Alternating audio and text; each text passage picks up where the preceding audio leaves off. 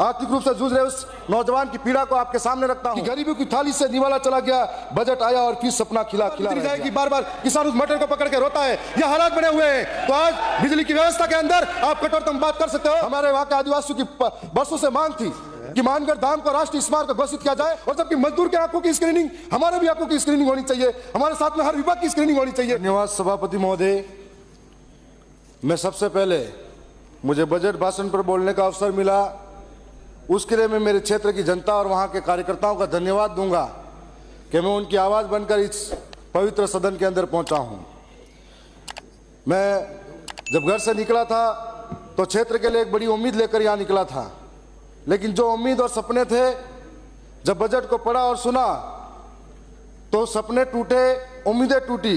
वादों की चादर तान के सोई है सरकार, हकीकत में जनता रोई है बेकरार। अपनी गहरी असंतोष व्यक्त करता हूं। साथ ही साथ में मैं उस इलाके से आता हूं जहां पर आर्थिक रूप से जूझ रहा है मेरा समाज, वहां का नौजवान।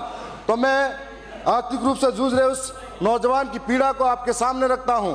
मेरे इलाके के अंदर शिक्षा व्यवस्था बेहतर तरीके से नहीं है, कॉलेजों की व्यवस्था नहीं है। इस हेतु मैं आपसे सीधे सीधे शब्दों में सरकार से उम्मीद करता हूं कि हमारे इलाके के अंदर दरियावद में कन्या महाविद्यालय और जो महाविद्यालय भी है उसको पीजी में करा जाए, उसकी सीटें बढ़ाई जाए, ताकि हमारे नौजवान जो हैं पढ़ाई लिखाई कर रहे हैं उनको इधर से उधर महंगी फीस और समय पे छात्रवृत्ति नहीं आने के कारण उनको अहमदाबाद बम्बई में मजदूरी करनी पड़ती है, फीस जुटाने के लिए प्राइवेट कॉलेजों का चक्कर काटना पड़ता है। साथ साथ में मैं जलारा के अंदर महाविद्यालय की भी मांग करता हूं, दरियावद में कृषि महाविद्यालय और नर्सिंग कॉलेज की भी मांग करता हूं। मैं उम्मीद करता हूं कि इस बार जो परिवर्तित बजट आएगा इसमें सरकार जरूर इस बात को पूरा करेगी। इस सरकार ने बजट के अंदर, मैं एक बात और भी कहना चाहूंगा कि माननीय सभापति मुझे समय भी ज्यादा देंगे क्योंकि आज विपक्ष है नहीं, और राजस्थान के इस सदन के अंदर तीसरा मोर्चा भारत आदिवासी पार्टी है, तो शायद समय भी हमको ज्यादा मिलेगा विपक्ष की भूमिका में। तो मैं ये भी चाहूंगा कि 1.50 लाख भर्तियों का वादा हुआ था, मैं पूछना चाहूंगा कि वो भर्तियां किस रूप से कब कहां होगी।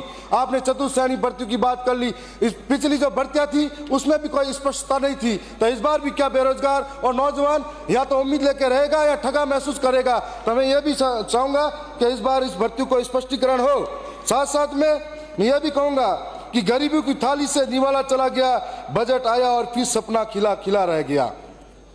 यह बजट किसानों के साथ में एक बड़ा धोखा करता हुआ आया, और हमने कहीं ऐसी कई मांगे थी जो इस सरकार के सामने रखी थी, लेकिन किसानों के हित में ऐसी कोई खास कठोर बात नजर नहीं आई। मैं साथ साथ में मेरे इलाके के अंदर जो बिजली की व्यवस्था है, आज इधर जो माननीय सदस्य बैठे सब कह रहे थे 6 घंटे बिजली आती है।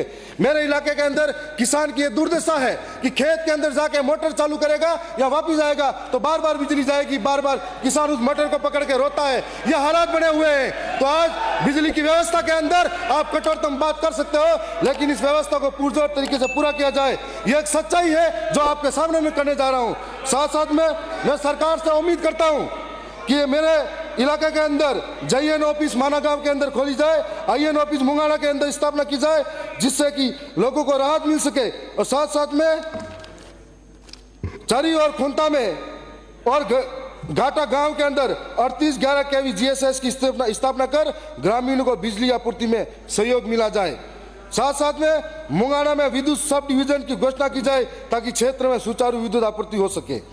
हमने बुझते चिरागों से हवा दी थी, इस मिट्टी को खून पसीने से छींचा था, पर अफसोस इस सरकार ने मैं फिर से सूखे सपनों का बीज दिया था।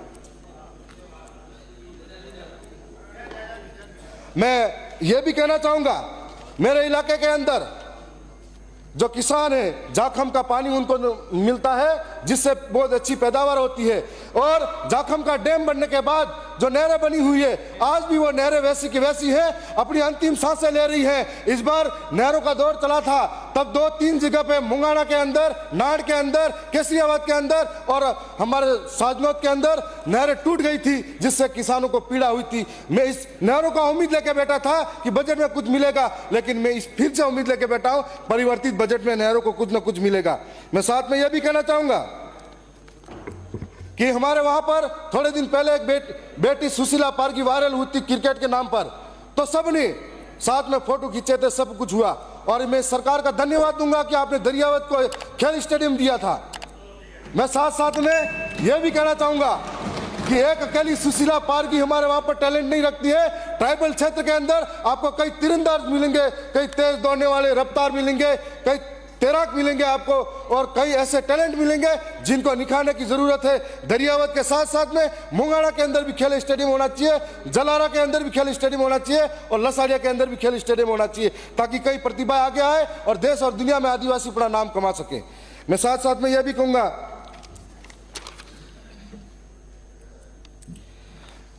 आपने 65 करोड़ की सड़कें हमारे दरियावत विधानसभा में इस बार बजट घोषणा में दी है। मैं आपकी सरकार को पुनः एक बार धन्यवाद करना चाहूंगा और उम्मीद करता हूं कि दरियावत से बांसवाड़ा को जोड़ने वाली सड़क, जिसको स्टेट हाईवे के अंदर लिया जाए, और दरियावत से जब बांसवाड़े की ओर जाते हैं तो नरवाली के अंदर माही नदी पे बहुत बड़ा पुल बना हुआ है जो नीचे की ओर है और बहुत पुराना है, और जब बारिश के समय में पानी ऊपर से आता है तो यहाँ पर यातायात बाधित होता है। 2 से 3 दिन तक इंतजार करना पड़ता है उस इलाकों को पार करने के लिए। मैं परिवर्तित बजट के अंदर उम्मीद करता हूँ कि आप हमें वो पुल निर्माण के लिए अलग से बजट दे। इसके बाद में कई ऐसी सड़कें हैं जो रह गई हैं, मैं उम्मीद करता हूँ कि वो सड़कें आप हमें मिले। मैं बताना चाहूँगा कि लसाड़िया ब्लॉक में एक हमारा लसाड़िया ब्लॉक के अंदर कन्या महाविद्यालय खोला जाए, साथ साथ में बिलड़िया झंडा से वन नाका लसाड़िया वाया पीपला पानी गांव है, बहुत पुरानी सड़क की मांग है, उसको पूरी किया जाए।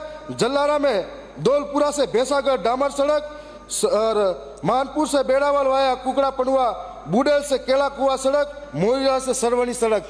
उम्मीद करता हूं कि इस परिवर्तित बजट में इन सड़कों को जोड़ा जाए जहां पे आम जीवन सुरक्षित महसूस हो सके और आरामजनक हो सके। साथ साथ में यह भी कहूंगा कि मेरे इलाके के अंदर आज हम सब चाहते हैं कि आदिवासी पढ़े लिखे आगे बढ़े, लेकिन पूरे ट्राइबल क्षेत्र के अंदर 80% व्याख्याताओं के पद खाली पड़े हुए हैं, और स्कूलों की हालत देखी थी मैंने। हर एक विद्यालय के अंदर नवीनीकरण और जर्जर हो रहे हैं, तो उनको नवीनीकरण की आवश्यकता है। इस बार स्पष्ट करें कि आप विद्यालय के लिए, शिक्षा के लिए कितना बजट उस इलाकों को देना चाहेंगे। मैं यह भी कहना चाहूंगा कि जब 80% व्याख्याताओं के पद खाली हैं, वरिष्ठ अध्यापकों के पद खाली हैं, और हर एक विद्यालय के अंदर भवन की आवश्यकता है, तो कैसे शिक्षा में आदिवासी आगे आएगा। मैं उम्मीद करता हूं कि यह सरकार शिक्षा के क्षेत्र में बजट देगी, व्याख्याताओं की पूर्ति करेगी। और साथ साथ में एक और बात कहना चाहूंगा, जो शिक्षकों की पीड़ा है वो सदन में आपके बीच में रखना चाह रहा हूं, 3rd ग्रेड शिक्षक के ट्रांसफर की पीड़ा है, जो मैं उम्मीद करता हूं कि सरकार आगे कोई नीति, ठोस नीति लाकर 3rd ग्रेड शिक्षकों को ट्रांसफर करेंगे ताकि उससे राहत मिल सके। मैं एक बात और भी कहना चाहूंगा कि जब दुनिया चांद पे पहुंच रही है, जिनके हौसले बुलंद है वो चांद तक जा पहुंचे हैं, पर जिनके गांव में टावर नहीं है वो अभी भी पत्थर के युग में जी रहे हैं। माननीय सभापति महोदय, मेरे इलाके के अंदर पहाड़ा, बिड़ावल, सती और उसके अलावा जो बिलड़िया और ऐसे कई तमाम इलाके हैं, कुकड़ा पड़वा, जहां पर आज भी टावर नहीं है, तब हम लोग यहां से योजना बनाते हैं जियो टैगिंग के नाम पर। वो योजना उन तक कैसे पहुंचेगी, मैं यह आपसे कहना चाहूंगा कि माननीय अध्यक्ष महोदय, सभापति महोदय, अभी हमारे पास, मैं शायद अंतिम वक्ता हूं तो मुझे थोड़ा समय दिया जाए। माननीय अध्यक्ष महोदय, हमारा जो आदिवासियों का मानगढ़ धाम है, जो अपनी शहीद और अपने खून से छिचित आदिवासियों का शौर्य पराक्रम को दर्शाता है, हमारे वहां के आदिवासियों की वर्षों से मांग थी कि मानगढ़ धाम को राष्ट्रीय स्मारक घोषित किया जाए ताकि वहां के शहीदों को एक सम्मान मिल सके। और मानगढ़ धाम पर जलियांवाला बाग से भी भयंकर घटना घटी थी, जहां पर यदि शहीद स्मारक को राष्ट्रीय शहीद स्मारक घोषित किया जाता है तो वहां पर आदिवासियों के लिए बहुत बड़ा सम्मान होगा। मैं उम्मीद करता हूं कि ये काम होगा। मैं एक छोटा सा और निवेदन करना चाहूंगा, मैं गांव के अंदर सबसे निचले स्तर के जो लोग हैं, इस विद्यालय के अंदर खाना बनाते ही माता बहने, जो आंगनवाड़ी में खाना बनाती माता बहने, हमारी तनख्वाह जितनी फोन के लिए यहाँ पर हमको पेमेंट मिलता है उतना बजट उनको मिलता है। महंगाई के जमाने में तेल, लोड़, मरस कैसे खरीदे। मैं उम्मीद करता हूँ कि आप उनका बजट बढ़ाया जाए और साथ साथ में नरेगा के अंदर 200 दिन किया जाए ताकि उनको रोजगार मिल सके। साथ साथ में उनकी तनख्वाह नरेगा के अंदर 500 रुपये की जाए ताकि उनको संबल प्रदान हो। नरेगा के मेटों को आप परमानेंट तनख्वाह दी जाए। साथ साथ में मैं यह भी कहना चाहूंगा कि उनकी आंखों की स्क्रीनिंग होती है, अब जब कोई मेट जेठ जी है तो उसके जो बहू है वो आके आंखों को कैसे आगे दिखा सकती है? और जबकि मजदूर के आंखों की स्क्रीनिंग, हमारे भी आंखों की स्क्रीनिंग होनी चाहिए, हमारे साथ में हर विभाग की स्क्रीनिंग होनी चाहिए। तो एक नरेगा के मजदूर के साथ में ऐसा भेदभाव क्यों? मैं यह भी कहना चाहूंगा कि 3rd ग्रेड जो हमारे यहाँ राजीव गांधी जो युवा मित्र लगे थे, उन राजीव गांधी युवा मित्रों को फिर से बहाल कर उनको आप जो प्रेरक लगा। सर एक लास्ट मांगे, मेरे विधानसभा के अंदर जो सीता माता वन अभ्यारण्य है और हमारे इलाके के अंदर बहुत बड़ा जंगल है, हमेशा गर्मी के दिन में कहीं के आग लग जाती है, कहीं गरीबों के आशियाने उजड़ जाते हैं। ऐसे में हम लोग ये मांग करते हैं कि अग्निशमन की घोषणा की जाए, फायर ब्रिगेड हमको दिया जाए दरिया विधानसभा में। साथ साथ में यह कहूंगा जो हक हमारा, मैं तो एक सारी बोल लेता हूँ। हम चले तो आंधी तूफान खुद ही चल पड़ेगी, सागरों की बात क्या हिमगिरी सरी के डल पड़ेंगे। हम सब अगर साथ पड़े तो दीप क्या सूरज। सभापति महोदय, बहुत बहुत धन्यवाद। आपने मुझे बजट भाषण पर बोलने